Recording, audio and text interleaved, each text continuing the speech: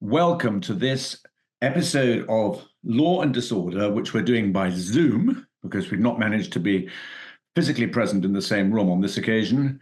And we're going to discuss the crimes of Mohamed Al-Fayed, which are much in the news at the moment. Now, Mohamed Al-Fayed has been known for a very long time to have been a sexual predator, yet he seems to have been able to have glided through life without anybody holding him to account in any way at all. Do you agree with that, Charlie?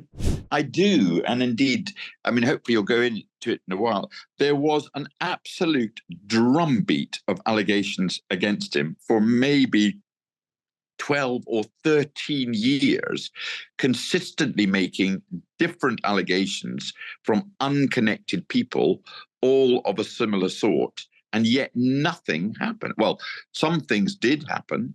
Sometimes the police looked into it. Sometimes the Crown Prosecution Service looked into it. But there was never a prosecution. And I'd be quite keen to consider why that was. I've found, as I've said repeatedly, I'm a subscriber to Private Eye, and looking at they've printed in the current Private Eye an article from one in May 1998. Yeah. Which accounts how it says secretaries were flown to Paris, plied with gifts and champagne, and then sexually propositioned. In October 93, he took no fewer than 4 of them to the Duke and Duchess of Windsor's villa, giving them £100 each and demanding, who's going to sleep with me tonight?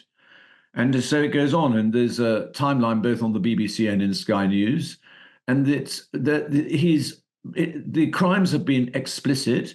They have been, it seems to me, ones that he'd found difficult to defend, but he seems to be completely immune. Nothing has been done in respect of him. And can I just tell you, honestly, I think women listening to you would laugh at you at the idea that you find this perplexing and surprising, because it has been very difficult for a very long time for women to be listened to when they've complained of predators that they've worked for, that they've worked alongside.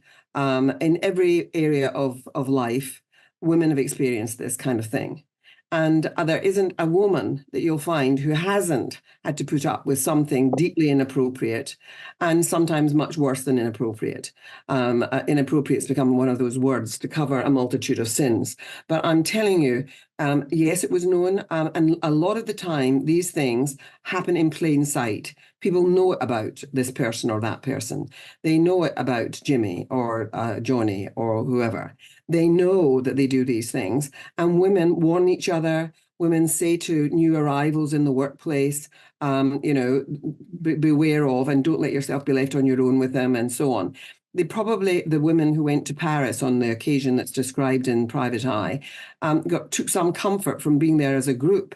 But all I can tell you is that if you look at any of the big scandals of our times, where we've suddenly had a stone lifted on the sexual behavior of powerful men and rich men, I'm afraid you're going to find that they get away with blue murder when it comes to women. When we did a previous podcast about Harvey Weinstein, at least the Americans brought him to justice. It took a long time, though. And I tell you what happens is that, and it's happened here in Fayed, is that somebody steps forward, and I know this because I've done these kind of cases. Someone steps forward and is wanting justice, and what you then do as lawyers nowadays is that you then say, because we now know this, we know that men who do this don't just do it once. That the predators do it because it's a way of behaving. And I'm afraid it comes with entitlement that is felt by certain kinds of men. And not all men do all this, but there are men, and you'll hardly find a woman who hasn't experienced it. Well, I think that's true. I remember not so long ago, this sort of conduct was completely trivialized. Of I mean, course. there used to be jokes about people, and so and so was not safe in a taxi and things like this. I mean, you remember that there was always a joke that was told, about being in court, and that that she had to run out of the house naked, and had to lift up the doormat to cover herself, and it was welcome written on the mat. It was a standing joke to be made about women, and that really was one of those things that women invented. But women now, what you do now when you're doing these kinds of cases is that you say, this kind of behavior usually follows a pattern. There will be other people who will have experienced this at his hands. Let's see if we can find out if there are others who would want to support the fact that this is how he behaved. And then you make inquiries of other, people usually say, well, I remember being told that there was a woman who worked in this same job as me before me, and that she had to leave under, and then you try and contact that person, and then it snowballs from there. And that's what happened with Weinstein, was that one young woman comes forward, steps out, she's accused of being a lunatic and being mentally impaired and inventing it, and then other women sort of start coming forward to give support and to corroborate the accounts of how he behaved. And so it happened with Weinstein. We know that all this stuff about Epstein. We know about powerful men have invariably abused their power one way or another. And one of the ways they abuse it in relation to women is by being predatory.